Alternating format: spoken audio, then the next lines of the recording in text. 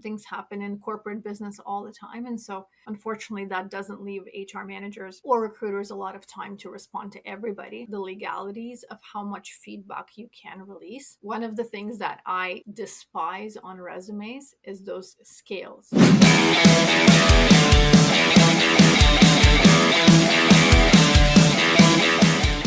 Hey, Kate, welcome to the show. Hey, thanks so much for having me. How's the summer job market? It's picking back up again. Actually, I've been seeing a noticeable increase in jobs and applicants, and also people looking to hire individuals in the last week or so. Actually, so it's been looking good. Actually, why don't we talk about that? Like, there's the myth. Well, I'm assuming it's a myth because you just addressed that it is getting busier. They say that summer tends to be a slower time for hiring, but you're saying that's actually picking up in the middle of the summer time. Yeah, I think a lot of businesses are now planning their hiring and onboarding strategies a little bit better than we've seen in the past. I think the pandemic definitely threw a wrench in the equation, but now that we've hopefully recovered from that, what I'm seeing is that the beginning of the summer is typically slow. People are, getting to take the time off and enjoy some time off with the kids and things like that, organizing their summer plans as well. And then now, sort of towards the end of July now, we're definitely seeing a pickup. Companies knowing that it takes, at least 2 to 3 weeks, ideally, to interview a candidate and actually keep the integrity of the interview process, between the phone interviews and then the first and the second interview as well as to give them obviously a chance to give notice to their current employer, which takes us now to, middle of September, ideally for that person to start or to be somewhat trained on their new role. So I'm seeing this sort of more proactive approach to recruitment nowadays. And so definitely happy to report that it is a myth. All right, so for someone who's thinking that, oh, I'll just wait till after Labor Day when people are back to work to start applying, you think that that's actually too late. You should actually start applying now if you're looking for a job. I do absolutely. And the reason being is because we see a lot of obviously interns and co op opportunities, summer jobs, and things like that. And so, if you are somebody who is enjoying a little bit of time off during the summer and considering looking for employment, I would definitely say now, beginning of August is a great time to start putting yourself out on the market again. Great. And the reason why I brought you on is you are a career coach yourself, just like me, and it's always good to have other career coaches on my podcast to talk shop to see like what you're seeing in the market compared to what I'm seeing in the market. And I think a lot of my listeners will get some insight from a different perspective, and not just me when they see my LinkedIn content or when I do my own solo podcast. So before we dive into interview strategy, why don't you tell my listeners a little bit more about your expertise in the career coaching space and how you got into it? Well, I really got into it actually, sort of not by fluke. I don't want to say that because I don't think everything in life happens by fluke. What happened was, in early during the pandemic, I found myself unemployed. My husband and I were also expecting our second son, and my husband was actually unemployed for different reasons that had nothing to do with the pandemic, but restructuring and things like that. And so we were sort of in a very tight situation. And my background actually comes from retail. So I've spent over a decade and a half working in different retail stores and then a part of the HQ as well. And so, fortunately or unfortunately, I ended up finding a short-term contract. And then when I started my maternity leave, so this is in the midst of lockdowns and things like that, a lot of my previous colleagues had started to come to me for support because they knew that at that point I had already been an HR manager and a recruiter. And obviously, in either one of those roles, you typically look at hundreds of resumes. And so they came to me and they asked me for help on how to transition their skill set from retail, or some people from the restaurant industry. So think about all of those industries that were really seeing a lot of shutdowns and a lot of layoffs and a lot of business closures as a result, started coming to me asking me for support on what skills to highlight, how to build a resume that speaks to other industries, as well as potentially some of the online offshoots of those industries, right? So e-com spaces and things like that. And that is how I got started. And it's been incredibly rewarding because I got to take hundreds of people through these transitions as sort of a Sherpa, I suppose, right? As somebody who's done the transition myself, to then sort of talk the talk about how to transition into different industries, how to highlight those relevant skills, how to maybe build on some of the education or certificates and things like that to really bridge the gap between where they were and where they wanted to be. And then how to build those interviewing skills to be able to highlight all of those things. So you're not just a restaurant chef, or you're not just a sales associate or a store manager at a retail location, but you are capable of so much more. And it's been an incredible experience, I have to say.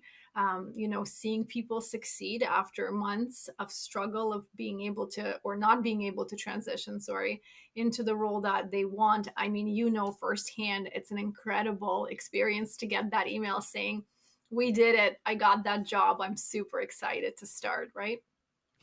So, from your experience, when professionals reach out to you and are seeking your guidance, and I'm assuming most of them have been in the job search for many months with a lack of success, what are some common mistakes that you've seen in their job search that you identify when you have that consultation call with them?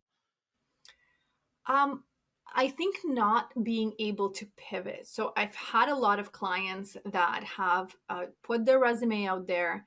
They started getting some interviews, and there's a particular piece of information or software or a particular relevant experience that they're missing, and so they continue going out there and saying what they have in terms of experience, and not addressing the fact that they might not have this other missing piece.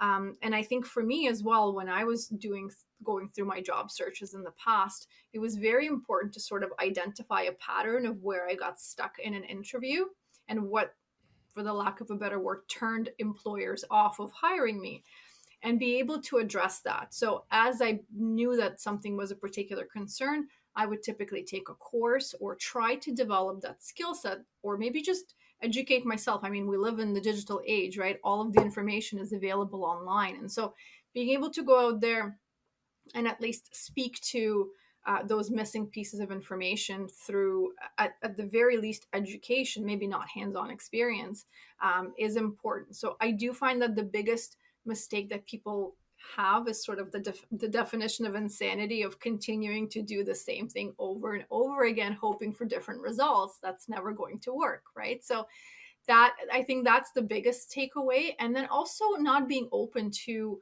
opportunities. So as companies or recruiters would come to them and they would say, well, no, I'm strictly looking for an office manager role, and this is not that job title. Well, you have to keep an open mind, right? Getting into a company that might have really great culture, really great development opportunities, a really robust corporate ladder could result in you getting that dream job, whatever that is, in a fairly short period of time. But you have to start somewhere as well, right? So they might have a culture where they promote from within, and that means that you're going in at entry level, and that's okay for a short period of time.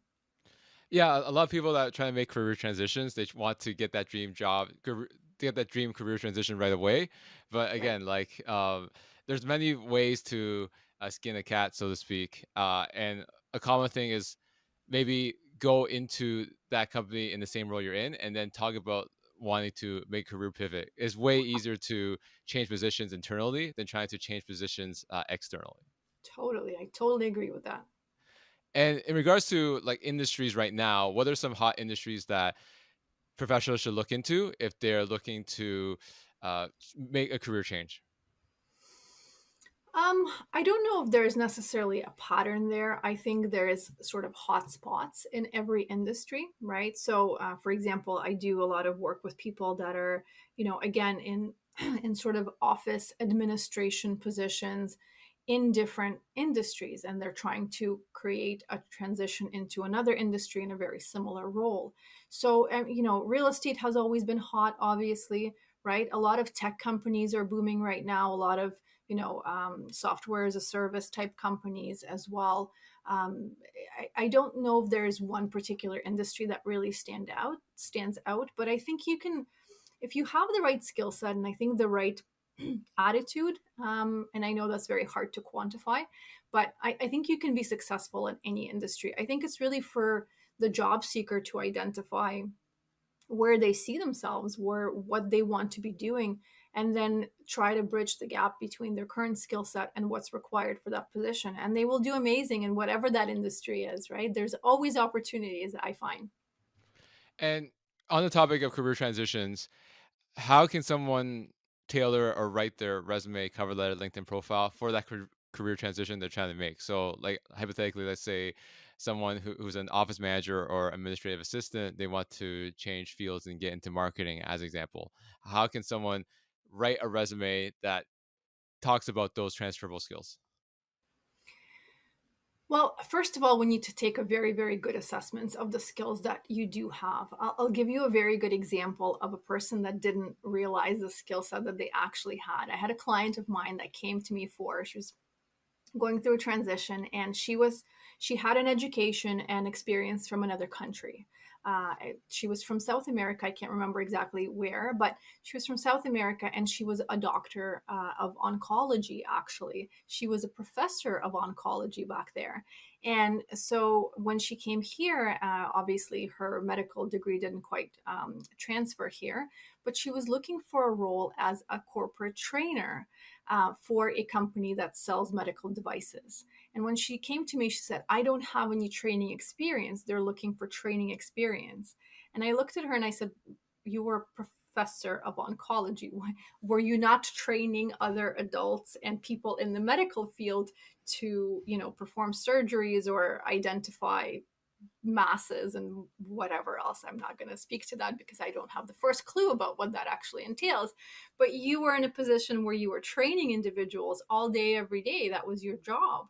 So to say that, to say that you don't have that experience would be extremely silly, right? And so it's a matter of identifying. So even as an office manager who wants to be, for example, a marketing associate, well, as an office manager, you're often advertising positions through Indeed, through ZipRecruiter, through LinkedIn, and things like that for your company, meaning that you're writing descriptions for jobs and as well as the company itself, right? You're writing that employee value proposition. You might be also advertising certain events that are happening within your business. So, for example, I come from retail. Our office manager was very well versed on what's going on in e-com trends as well as other things. And whenever we had a big warehouse sale, for example, it would be that person's job to make sure that it goes on to all of the proper platforms, such as radio, such as newspapers and things of that nature. And so and we also had an internal mailing list as well to our clients. And so she's touched on all of these marketing things. And perhaps she doesn't have sort of the in-depth knowledge of, Google Analytics and all of these things. But again, that's fixable. So knowing that that's what that job is requiring, and then going on to, great sites like obviously LinkedIn Learning, udemy.com. There's so many others where you can take a course over, 3 to 4 hours, get a certificate. You can include that into both your resume and your LinkedIn profile. And then this way, whenever somebody's looking at you sort of as a whole person with all of your experience, you can address the fact that, yes, I don't have any hands on knowledge in that particular task, but I did take the time to be proactive and educate myself on that. So I think that's the best way of highlighting what you do have, and hopefully they'll be willing to train to the pieces that you don't have yet. Sometimes when it comes to career transitions, it's a battle with yourself. And what I'm getting to is the term imposter syndrome. So, how can people who want to make a career transition, but they feel like unconfident in their abilities, uh, try to be more confident when they're looking to make that career transition? That's a great question. I certainly can't claim to be the expert on that. I've had imposter syndrome, I think, throughout the last 5 years of my career. And I use that sparingly. I think there's the humility that comes along with admitting that I don't know everything. And I assure you that nobody does, right? There's not a single person here that doesn't have a moment in the day that says, oh my goodness, what if they find out that I don't know how to do this or that I've never done this before, right? And so even if you're the most qualified candidate, we all have these sort of heart palpitations when somebody asks us a really tricky question. So I do think it's a matter of overcoming that by knowing that you are capable of learning, right? Everything in a job is a learned skill. and nobody knew all of these skills going into it, whether they had, the education but not the experience. Those are the very same people that you are now comparing yourself to, saying, well, I have the experience or some of the experience, but I don't have the education piece.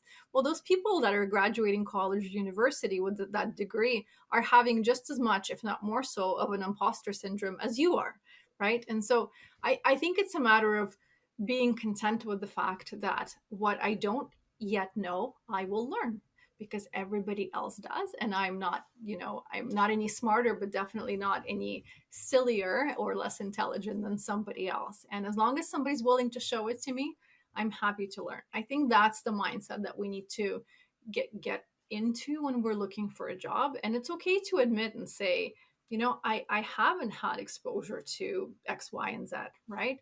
But I'm definitely willing to learn, and I will take it upon myself to find the information as much as I can, but I might still have questions. And I think that humility is really attractive, right? In candidates, whenever they can admit and say, even in the beginning of the interview, when people say, listen, I'm a little bit nervous, I haven't had to do this in 15 years. I'm okay with people admitting that to me, right? Because it just makes them human.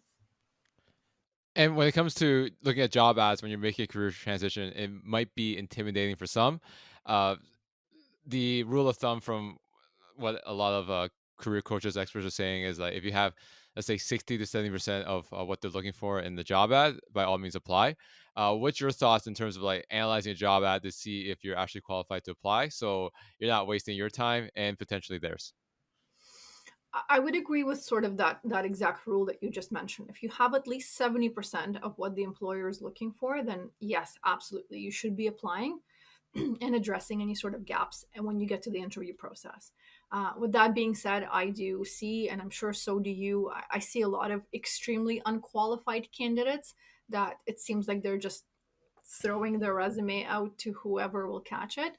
And I do think that that's obviously a waste of the recruiter's time, and B, even a waste of their own time and setting themselves up for disappointment, right? If you don't have any office management or office experience whatsoever, and you've done a job at, let's say, Tim Hortons, which there's nothing wrong with that, right, in customer service, there's a good chance you're not going to get that phone call for the office manager position unless you can show that you were managing a location or managing the staff or managing a certain aspect of the managerial duties.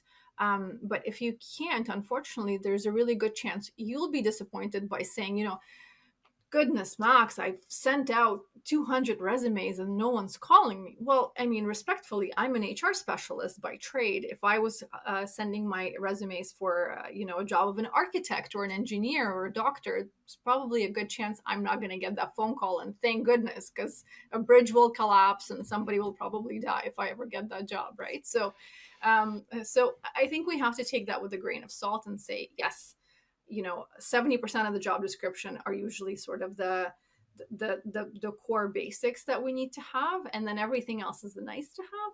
But then there's also the completely sort of unqualified, you're making some quantum leaps here from one to the next, and probably not advisable. When it comes to making career transitions, there's obviously applying online and networking.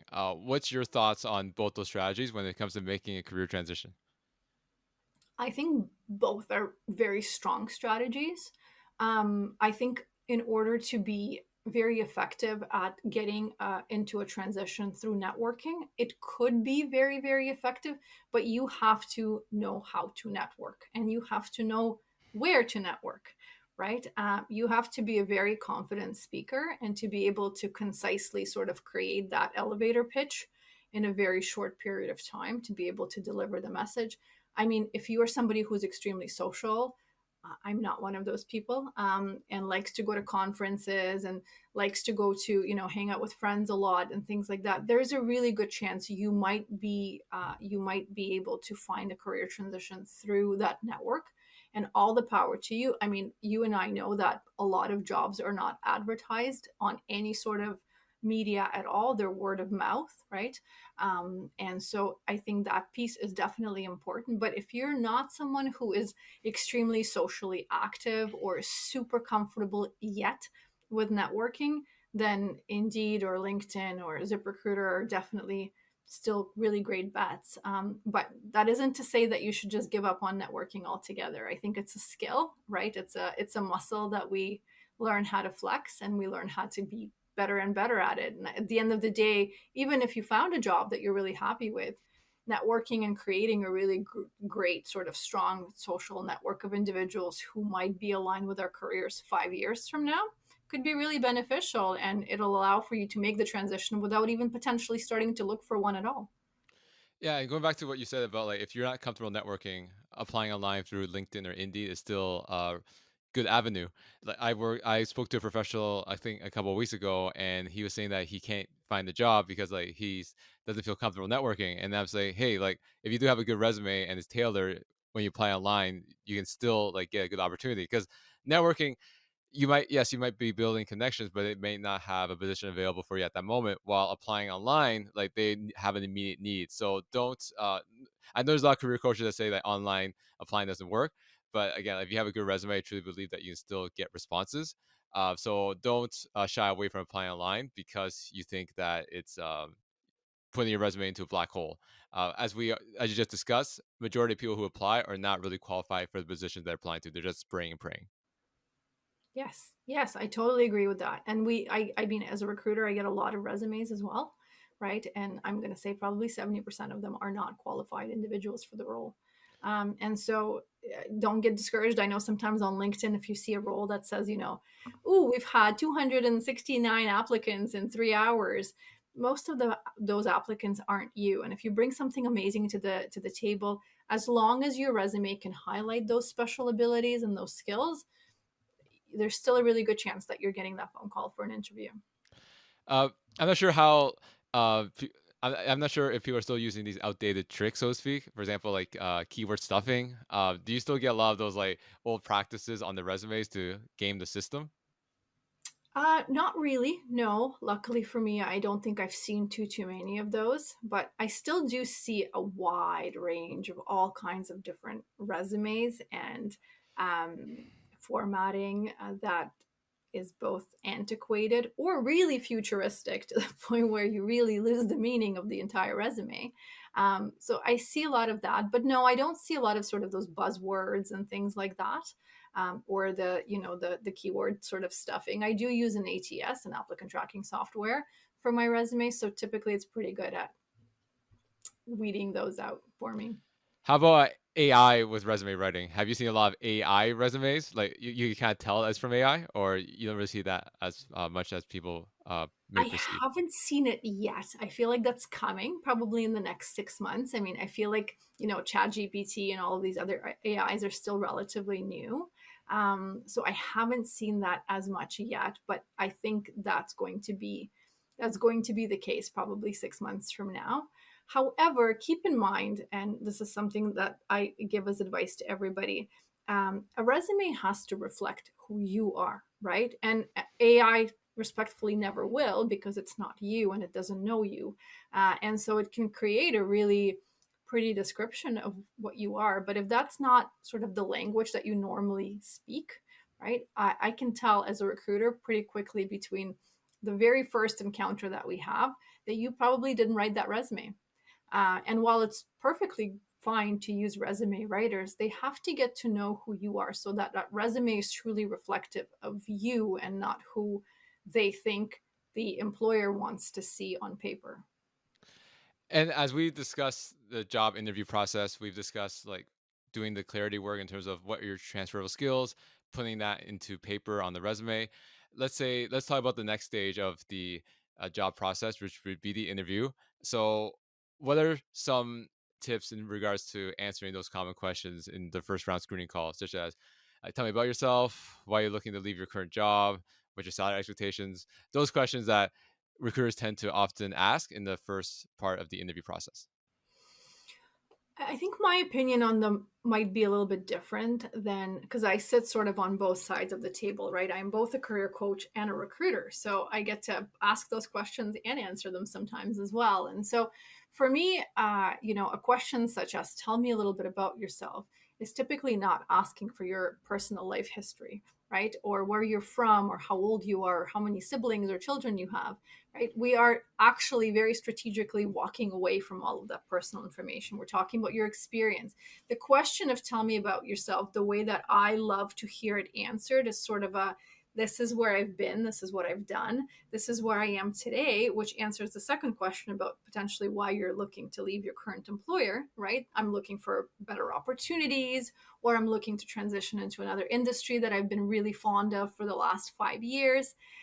And then the where you're going. So it's sort of this past, present, and future kind of an answer to it in terms of your career. Nothing else. I don't want to hear about how many times you've been divorced, right? And so, although sometimes that information is pertinent because you could be moving from one, city to the next, or one province to the next. So sometimes those pieces of information are important. Again, I would caution against disclosing too much personal information.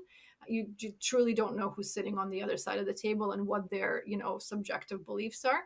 But I prefer it answered that way. And so I feel like when you answer it in terms of the past, present, and future, it allows for the recruiter to understand your career trajectory so far, and then what you're hoping to achieve in the next couple of years, which also answers a lot of other questions that you typically get in interviews, such as, where do you see yourself in 3 to 5 years, and all of that stuff, right? So and I would not focus so much on titles, because again, you don't know what kind of promotion rate the company has. I would focus on skills. This is what I've learned, right?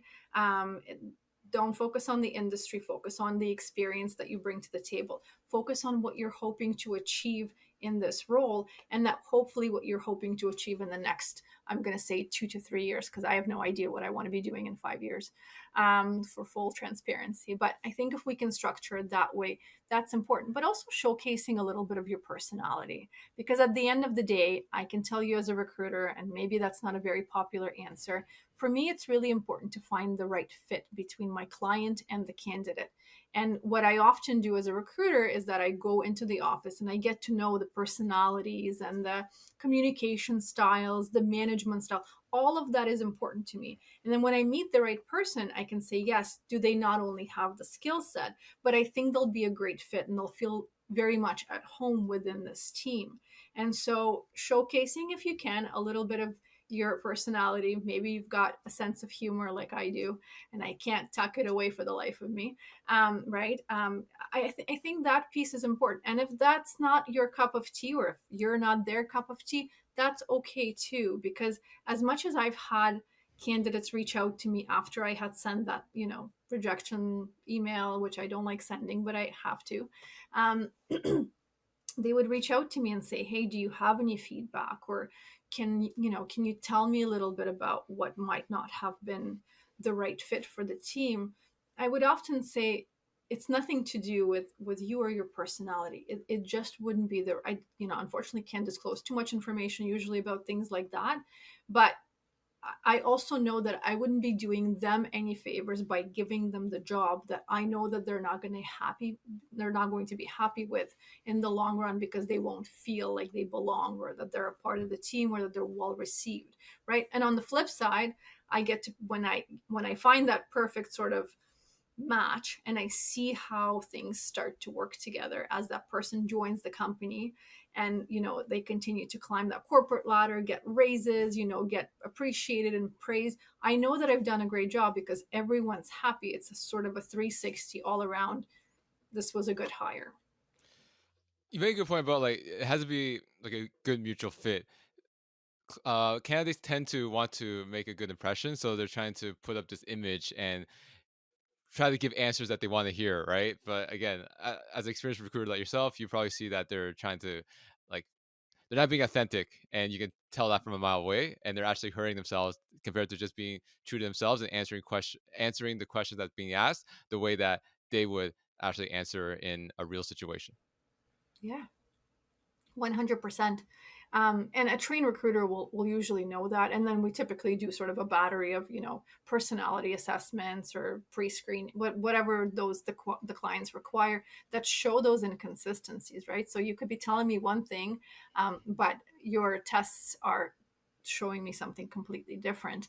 And so that's a big red flag. But I do think that at the end of the day, like you were saying, Max, as much as the company is interviewing you for a position, you should also have the authority to interview the company and see if that's the right fit for you, coming to the table with the right questions, whether based on the company culture or the job description itself that you read and you're like, "Well, I'm not really super clear on what that part meant," right? Or whatever that something is, you should have enough value and respect in yourself that you should be asking those questions too. The company, at the end of the day, if they believe that you might be the right fit, should be trying to impress you as well. Oh, so that's how you catch people who are lying. So like they answer questions one way, then you give them a personality assessment, and they basically gave away that they're not congruent with what they said. Right. Yeah, Uh, exactly. the other thing that you said mentioned earlier, which frustrates a lot of candidates, is not hearing back, whether it's not giving good feedback or not giving any feedback at all. And professionals are so like fed up with that process because like they want to know like why they didn't get the job so then they can improve the next time. Obviously, I think there's also some legal issues that they don't want to you know uh say something that might be discriminatory, whatever it may be. So what's your thoughts on that conflict between companies need to protect themselves and candidates wanting to get feedback so they actually know what they're doing wrong in order to improve on the next interview that they go to? Yeah, it's definitely a really tricky question. First of all, I think a lot of people don't hear back because recruiters are inundated with so many resumes that we pick out the top 10%, and we don't contact anybody else just simply because of the lack of time, right? As you know, things happen in corporate business all the time. And so, unfortunately, that doesn't leave HR managers or recruiters a lot of time to respond to everybody. Yes, the second aspect is the legalities of how much feedback you can release. And one of the things that I despise on resumes is those scales. When they say out of 5 dots, they fill out like 3.5, or the bars. I'm sure you hate them just as much. But what for example, if somebody says, I know it's 3.5 out of 5 dots in Excel, right? And for me, I don't know what that means. I don't know what the other dot and a half that you don't know who assessed it. So if I was to go back to a candidate and say, listen, we didn't hire you because your Excel is not at 100%. It's only at this self evaluated uh, 65%. And they say, well, and then you start this back and forth conversation of, well, you guys should have performed the assessment, or I don't know what parts of Excel you're looking for. And I say, well, we're looking for all of it. That's why we list it as Excel being sort of the top tool that the candidate must know how to use. And so you get into this back and forth, this wishy-washy category. But at the same time, I've also, like I mentioned earlier, I've seen cases where the candidate skill wise is probably just as good as the person that we hired, but there could be a personality conflict, or I see that they're extremely assertive when we already have some really assertive personalities on the team, so that might cause some conflict and things like that. So I mean, how do you turn around and say, hey Max, you're just too assertive for my team? I mean, it's such a judgment call, and it feels like you're being judged, like you've done something wrong. Meanwhile, being assertive is an amazing quality, but you can't have too many assertive people in one office, right? They'll probably kill each other. So again, I think everybody should be their authentic selves when they're interviewing, and let the recruiter or the hiring manager decide whether or not that's the right fit for them, and trust me that they're doing you a favor and also not hiring you for that particular position, and knowing that they're bound by some legal obligations of not disclosing too much information. You made a good point in terms of making sure that they have a good personality that would fit in the culture. Like a good analogy is professional sports teams. You can't have like four superstar players on the basketball team because then there'll be egos clashing. People want the ball more, and there's a lot of conflict compared to if you have like maybe a couple star players and then a supporting cast that knows their role. That tends to be a better cohesive team than trying to hire, for example, as you said, a bunch of assertive people in one team. Yeah, that's a great example, actually. And all of these, the other, if I was to use another sports analogy, it's like when World Cup soccer happens, right? You have all these amazing players playing on all these different teams that they are recruited to play for, right? So whether you're David Beckham and you're playing for, what does he play? Manchester United? I'm not Yeah, sure. yeah, back in the Don't day. quote me on He's that. retired now, That but makes yeah, back sense, in the day, right? yeah. But I think he played for teams from other countries as well. And so you have all these star players that are playing on different teams, and then during World Cup they come back together to their country of origin, right? To their And now they have to play with all of these other players who are maybe equally as good, maybe almost as good, but they've never played with them before, right? So there's this adjustment period of, okay, I'm a great soccer player individually, right? And I play really well with the team that I've been playing with for the last 5 years. But I don't really know if I can play with these guys, despite the fact that they're just as amazing. Now we have to find this synergy. We have to find this chemistry. We have to have a great coach who's going to walk us through all of these different transitions and things like that. It's sort of very similar to employment. You could be the most amazing star player, but if the team feels like they won't be able to play with you, then unfortunately, there's a good chance you might not get that job. And going back to what you said about like recruiters get mundane, but uh, get bombarded with a lot of resumes. There's that rule, or there's that statistic that that recruiters look at resumes for 6 seconds or less. You recruit yourself. I'm not sure if that's actually true, but like when you quickly skim a resume, what do you specifically look for? I look for experience, right? Whether that's in the same industry or not. I look for any sort of relevant experience. Recent education is another thing that I always look for. So it doesn't have to be college or university. It could be just online courses that someone's taken to constantly develop themselves. Formatting, I'm not going to lie, formatting does matter to me because, especially for certain positions, such as, for example, a marketing manager, I expect that you should probably know how to format a resume if you're claiming to be a graphic designer and a marketing manager and, right? So I think that piece is really, really important. I think the length of a resume and, my ATS will call out any sort of spelling errors when I see them. That's a big no no for me, obviously, right? But it's also little things like some people like to add their LinkedIn profile link to their resume, which is wonderful. But considering that probably 99.9% of recruiters are now looking at resumes online, make sure that you're not putting the entire hyperlink into your resume. It's actually hyperlinked to a word that says LinkedIn profile, right? So it's little things like that that showcase to me whether you're right for the role based on the role, of course, itself, right? But because we hire for a lot of these management, sort of senior leadership, as well as administrative roles, I expect somebody to know how to add a link to a sentence, right, or a few words and things like that. So I think for sure formatting, these little nuances such as hyperlinking things, and then again, experience and education. It doesn't have to be the exact experience I'm looking for, but it does have to be somewhat relevant, or at least you have to be able to kind of correlate to what it is that you're applying for, right? So, if you're an office manager and I'm looking for an administrative assistant, that could work. If you're an office manager and you're looking for an executive assistant role, that could also work, right? So, again, I just have to, at that point, I'm done skimming and I can actually read your resume and say, okay, based on these 6 bullet points and these 2 accomplishments that you've chosen to list on your resume, I can see that you might be a great candidate for me to talk to because it sounds like what you were actually doing in this office manager role is very much aligned with what I'm looking for.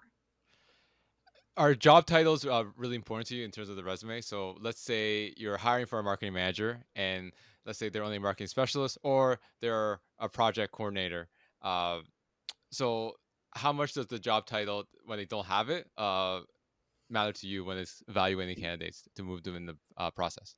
I think again, it depends. So, for example, if you talk about a marketing manager versus a marketing coordinator, in different companies, they're just called different things, but they're actually executing the exact same tasks, right? Versus, for example, a marketing intern or somebody who's at a really junior level. Well, if I'm looking for managerial qualities, there's a chance that you might not have them unless I can see that you've had other jobs in other companies or other industries where you've managed people or projects. In that case, I will definitely consider it, but I have to I have to see the connection. Also, I think, when people do list their skills or their areas of expertise on their resume, that's important for me to know, um, to see that, if leadership and mentorship is something that you list as a quality of yours that you're particularly fond of, because you obviously only have limited space to list so many qualities, then maybe I'm going to ask you during a quick little phone conversation, say, hey, can you tell me a little bit more about this leadership and mentorship that you have listed? Where did you have a chance to actually hone those skills? How much experience do you have? How many people have you managed? What projects have you managed? What was the budget? Blah, blah, blah, blah, blah. When it when it comes to the going back to talking about the interview process, so we briefly touched upon if you get selected with your resume for at least a recruiter screening call, you move forward in the interview process. Usually, when it comes to like the standard interview process, you got the recruiter screening call. Then the next interview could be with the hiring manager or the hiring panel, and then there may be another interview to talk to executives. What's the different evaluation points when it comes to going from the recruiter screening to the actual 30 to 60-minute interview with the hiring manager, hiring team, whoever may be more deeply involved in hiring this candidate? Well, I think when you usually get that screening call, it's usually what, 5, 10 minutes tops. And what they're looking for is consistency. They're looking for you to pick up the phone and, hopefully speak coherently, speak to the experience that you have, be able to answer any sort of quick fire questions, as rapid fire questions is what we're going to call them, right? If I say, hey, Max, what job did you have 6 years ago and why did you leave? And I hear that you're rustling through pieces of paper trying to remember what job you've had 6 years ago, well, chances are something is not really quite right. If you ask me what I did 6 years ago, I could easily tell you. I don't have to consult a piece of paper for that. So I think, in that initial interview or screening, they're looking for consistency. They're just looking to verify that you are, in fact, who you say you are, and that you do exist and that you are still looking, and check on your availability for the next interview. Typically, right now, what we do a lot of is we do a lot of Zoom interviews for that second contact piece. And that could be a hiring manager, sort of a one on one interview, or it could be a panel. It could also be recorded sometimes to then be shared with other people on the team that might not be able to be present, obviously, with the candidate's consent to be gained. And there, we're really looking for more. I think for me, that's where I typically look for a lot more of the technical stuff. I'm really looking to ask more behavioral questions. I'm looking to dig a little bit deeper when it comes to certain software knowledge, experience, transitioning from one software to another. Whatever that role is, we're really deep diving into the specifics of the job.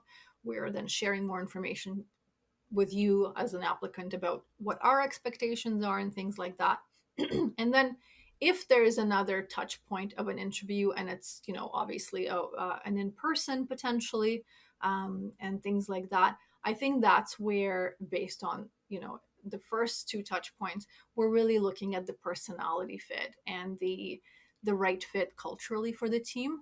So there's more behavioral questions, but they're more focused on, I find, people interactions as opposed to the interactions with the software or even the clients, right? So we're asking questions such as, do you recall getting feedback from your manager that you weren't particularly fond of? Can you tell us a little bit about what that is?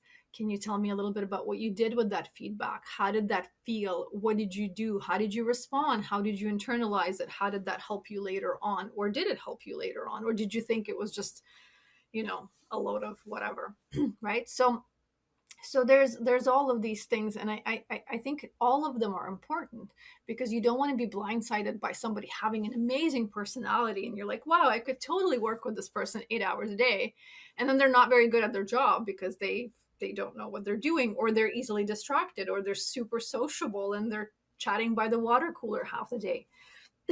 And so I think all of those are important, and I think it's also important to have different team members, right, or different members of management to sit in on different parts of the interview process so that everybody can collectively chime in together and hopefully come to a conclusion that this is in fact the right person for everybody. A common mistake that I think professionals make when it comes to in the interview process where you're talking to more than just the hiring manager is they concentrate so much on the hiring manager they forget about everybody else. But I think like other people in the interview process, they're there for a reason. So the hiring manager may ask for their opinion of this individual, and if they see that, oh, I was completely ignored by him, it's going to look bad on you. Do you think that that's a big factor as well in terms of like collaboration aspect of things? For sure. I think it's funny actually. I was just talking to a friend of mine. She just got a job offer, and we were going through the interview coaching together. And she called me to share this with me. And she said her last interview for this role was actually just this morning. And she said there was, everybody. There was the hiring manager, there was the VP of finance there, the previous office manager who now manages another office. And so there's a whole bunch of these people. And she said, I couldn't figure out why the VP of finance would be there. And I said, well, based on your job description that you've shared, it sounds like you have sort of a dotted reporting line to the finance manager. And so that person's important because although they're not your direct supervisor, they sort of kind of are, right? And so if you're doing anything to do with finance, if you're touching, accounts payable, accounts receivable, whatever that is, right? That person needs to know that you're just as solid doing that task as you are focusing on everything else. So I totally agree with you. I think if there's anybody invited to the panel interview, they are there for a reason, and you can't have blinders on with regards to just speaking to one individual or speaking to one particular aspect of the job that you think is important. Because at the end of the day, a job description typically has, let's say 10 bullet points of stuff that you're going to be doing. And so you've got to put your thinking hat on and figure out how that correlates to all of these other people who are sitting in on the interview process. When it comes to interview answer format, star format's a good one. Situation, task, action, result. CAR format, challenge, action, result. I think that's what CAR format is. Is that still the right framework when it comes to answering interview questions, or is there new things that are happening in the job search expertise space? I like the star and the SAR methods myself, but I do think that they're usually most applicable to any sort of behavioral or situational questions, right? There's a lot of questions that aren't behavioral or situational. If somebody says, tell me a little bit about your expertise with QuickBooks, and you're applying for a bookkeeping position, well, you can't really apply either one of those methods. And so, I think I think you have to kind of pick and choose where it seems the most applicable. I do like both of those. However, I do find that some people make them extremely long when it comes to their answers because they're trying to squeeze in every possible detail. And while detail is really important, I sometimes you tend to lose the attention of a recruiter, right? I find myself sometimes kind of getting one eye on my emails, especially if I'm doing a Zoom meeting, right? Or I'm scrolling through Instagram on my other screen. And so this is the part where I think it has to do less maybe with the length of the answer, but more so with the quality of the answer, and engaging them, and engaging through body language, through eye contact, through everything. I've sat through so many interviews where a person clearly memorized a script of an answer, and it sounds exactly that way. You sound like a robot who is trying to read from a piece of paper. And it could be because you've done through so many interviews at this point that you literally have this sort of attached to your memory. That's possible, but at the same time, again, there's so many things that I am assessing as a recruiter while you're talking. It's your communication style, it's your engagement rate, it's everything else, right? It's your body language and your eye contact and so on. And so it's interesting to me where people just focus so much on the actual content that they forget about all of these external cues that I'm watching for, right? So, and if you can't maintain my attention, and I'm pretty good at paying attention to things, I think. Some people might disagree, but then there's really no, I think, no chance that you're going to get further in the interview process. So yes, structuring your answers I think is important. However, it's also important to remember that you are talking to a human being and you must sound yourself like one as well. Speaking of interview mistakes, you already mentioned a couple. For example, uh, talking too long, so the quality of answer is going down as the longer it is. Memorizing answers without actually like building rapport with the interviewer. What are some other common interview mistakes that you've seen and experienced during your recruiting career? I think one really big one that really annoys me is when people talk about everything in terms of how this job would benefit them, right? They, if I ask, why do you want this job? And they would say, well, I want a job because I have to pay the bills, which we all do, right? Or I want a job because it'll give me a huge opportunity to improve my skills and to really, get myself ready for the next opportunity.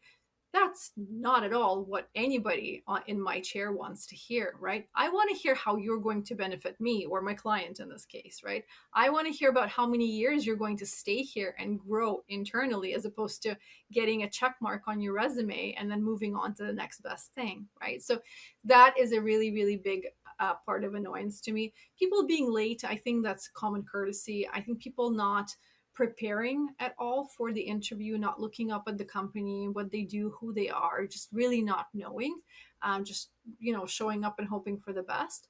And I think also, and again, not that I'm ever going to discard your resume entirely because of this, but people not coming prepared physically in terms of how they look, right? This is a professional meeting. This is your first impression. If you get a chance to meet anybody over Zoom or Teams or in person, and I think that first impression is so important. And I'm not saying that you have to be in a suit and tie all the time, but it depends on the job, obviously.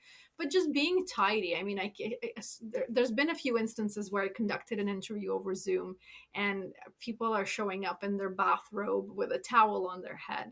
And then that's not appropriate. It's a waste of my time, right? It's disrespectful. I mean, I'm not showing up with a towel on my head, right? Just because I just got out of the shower.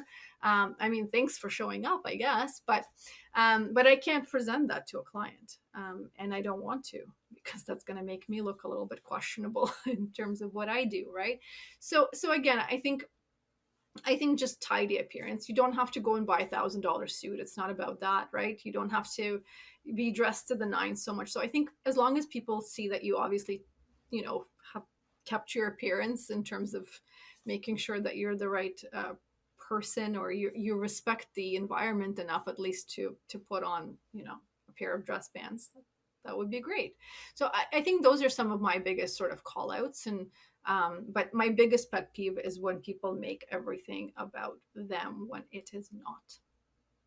Yeah, again, like you want the paycheck, but they're hiring you to solve a problem, right? So you have to sell yourself in a way that you are the solution to their problem, Right. which is this position that they're looking to fill. Exactly. And the other thing that's frustrating for job seekers, obviously, already discussed about lack of feedback, but then the waiting time between interview rounds. Again, like I've heard that interview processes are a lot longer than they used to be. How can what do things happen like between interviews, and how can job seekers stay motivated when they're taking long to hear back from the companies they're interviewing for, whether it's the next step or the job offer? I think there's a lot of sort of nuances here that play a role. If you're applying for a very large company, and I worked for a very large company where there's so many tiers of approval to move on to the next level, that's where you typically get into these long waiting periods and 4 or 5 interviews sometimes, right? So unfortunately, that is the challenge. I think to address that, just staying in touch with the hiring manager or whoever interviewed you the first time, making sure that you're following up, not an annoying like 3 times a day kind of a way, right? But maybe once a week, maybe once every 2 weeks, and asking them what the reasonable expectation is to hear back and when the decision would be made. This way, you at least know if I say, Max, it's going to take about 2 weeks for me to hear from the hiring manager because they're on holidays right now or they're traveling, right? At least you know that you obviously the interview went fine and you're just waiting for feedback. So no need to call Kate 100 times a day, right? With smaller companies, you typically have sort of a flatter organizational structure. So you have a lot fewer people involved in the hiring process, which usually creates for a much faster hiring process, which are the clients that I really like working with, right? So it's those small, medium sized businesses that I know make decisions quickly because they're in a pinch, right? And that is why they called me because they've tried recruiting on their own. It didn't pan out. Now they're like, we needed to hire somebody 5 weeks ago and Kate to the rescue, right? So I think that's those are the ones that I really like working with, even as an employee when I was one. Um, I found that decisions get made a lot faster. So things just move along. The needle moves a lot faster with everything internally on projects, on purchases, whatever department you're in. So I do think that, I mean, that's, I don't think we can solve for that right now, but just know that the bigger the organization, often the longer you will wait to hear back. And the more interviews you could potentially be going to. However, staying in touch with the recruiter, whether that's through email, whether that's through LinkedIn, which is always a great idea as well, and just building and discussing sort of reasonable expectations when it comes to timelines to not disappoint yourself and to not sort of hype yourself up, not hype yourself up, I don't think that's the word I'm looking for, but to, to get yourself to the point of anxiety where you think to yourself that you've missed the opportunity because it's been 2 weeks, but really is just a part of the normal process.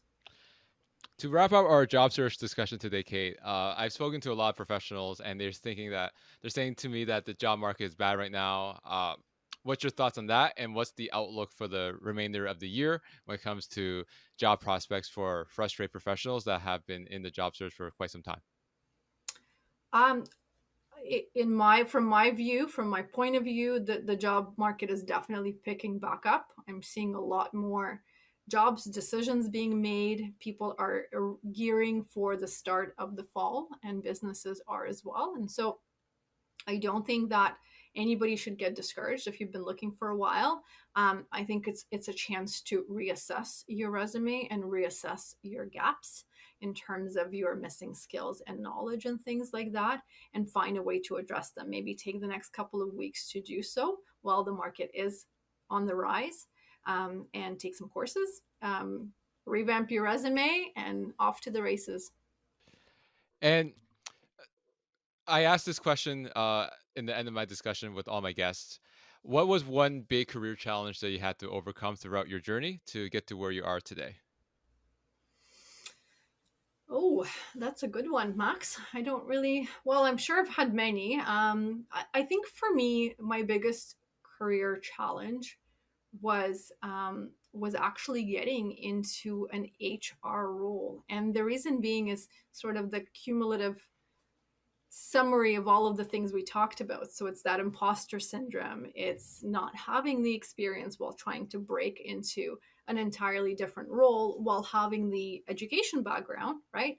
And finding the transitions and the pieces that I've had in other jobs that I can sort of maybe sum up to that 70% that I needed to apply for the role. But really and truly, I think it was just a matter of believing in myself, right? At some point where you've sent out so many resumes and no one's calling you or no one's giving you a job offer, it's really easy to sort of retrieve back into your shell and say, you know what? Maybe I was wrong. Maybe that's not meant for me. Maybe I'm just going to go back to my, my other 9 to 5 or whatever the case may be. But if that's something that you're really passionate about, and I was obviously, I continued to kind of beat my head against the wall, and eventually the wall started to crack. And so luckily not my head, but just the wall. And it was about finding and networking and doing all of the things that we talked about, and then finally being able to say, okay, I've got that junior level job, and then building my skill set up. I don't think most people want to start sort of back at ground zero whenever they've already had experience. And that is the most challenging thing to overcome. But what we don't realize is while it took me, 6 years to build my first career, it's taken me only 2 years to build my second career because I already have all that skills and knowledge. So when you're trying to convince somebody that you have the experience to take on that role, don't forget to convince yourself too. Again, thank you so much for coming on, Kate, for giving my listeners some career advice, whether they're a frustrated job seeker or they're looking to make a career transition to end the year off. So, how can people reach out to you to learn more about your career coaching services and how you could potentially help them?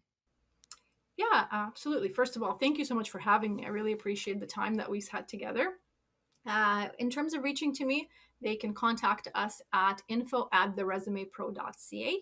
They can also find us on Facebook, LinkedIn, and Instagram under The Resume Pro. And they're welcome to reach out to me directly. Like I said, info@theresumepro.ca. And yeah, I wish everybody the best of luck and an amazing job hunt. Thanks, Kate. Thank you so much. Thank you. Thank you so much for watching. For more content on careers, job search, and self improvement, make sure to hit that subscribe button.